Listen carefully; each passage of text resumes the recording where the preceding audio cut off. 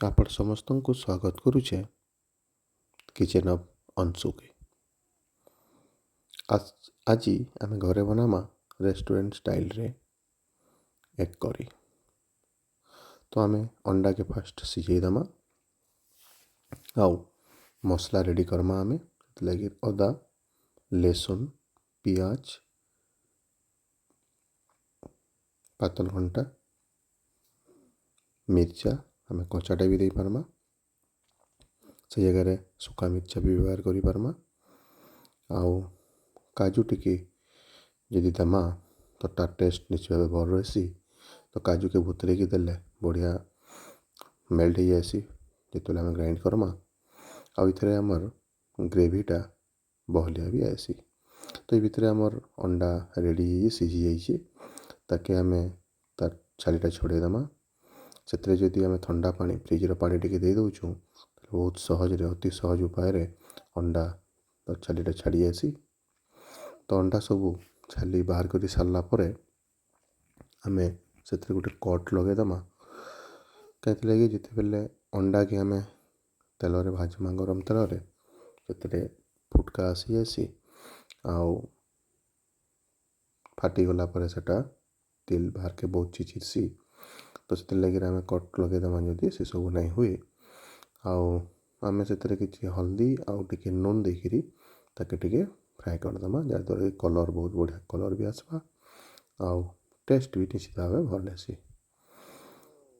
ଅଣ୍ଡା ଆମର ରେଡ଼ି ହେଇଗଲା ପରେ ଆମେ ଏଇଠି ଗରମ ତେଲ ଦେଇଦେମା। ତେଲରେ ଆମେ ଜିରା ପକାଇଦେମା। ଜିରା ଦେଲେ ତାର ଟେଷ୍ଟ ଭଲ ଆସି। ଆପଣ ଜିରା ଜାଗାରେ ସୋରିଷ ବି ଦେଇପାରିବେ। ଆଉ କାଟିଲା ପିଆଜ, ଆମେ କିଛି କଞ୍ଚା ପିଆଜ ସେଥିରେ ପକାଇଦେମା।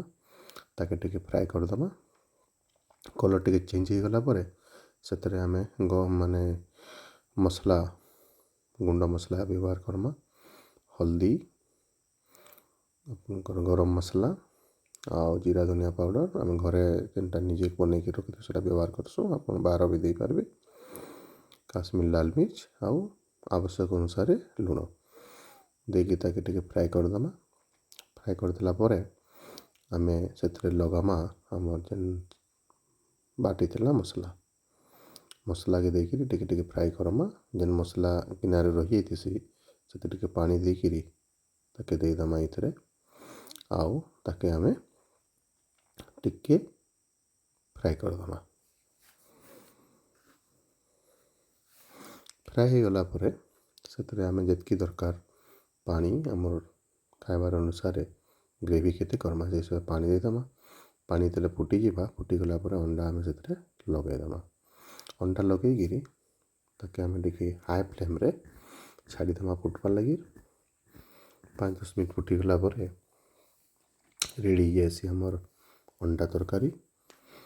ତ ଆମେ କେତେ ଗ୍ରେଭି ଦରକାର, କେତେରେ ଖାଉଛୁ ସେ ଅନୁସାରେ ଆମେ ତାକେ ଫୁଟାମା।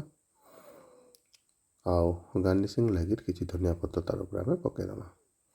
ତ ଏନ୍ତା ହିସାବରେ ଆମେ ତିଆରି କରିପାରମା ଘରେ ରେଷ୍ଟୁରାଣ୍ଟ ଷ୍ଟାଇଲ୍ର ଅଣ୍ଡା ତରକାରୀ। ଏଇଟା ବହୁତ ବଢ଼ିଆ ଲାଗ୍ସି। ରୁଟି ସାଙ୍ଗେ ଖାଇଲେ, ପରଟା ସାଙ୍ଗେ ଖାଇଲେ, ରାଇସ୍ ସାଙ୍ଗେ ବି ଆମେ ତାକେ ଖାଇପାରମା, ଶୁଖା ଭାତ ସାଙ୍ଗେ ଖାଇପାରମା, ପଖାଲ, ଗରମ ପଖାଲରେ ବି ଖାଇଲେ ବହୁତ ଭଲ ଲାଗ୍ସି।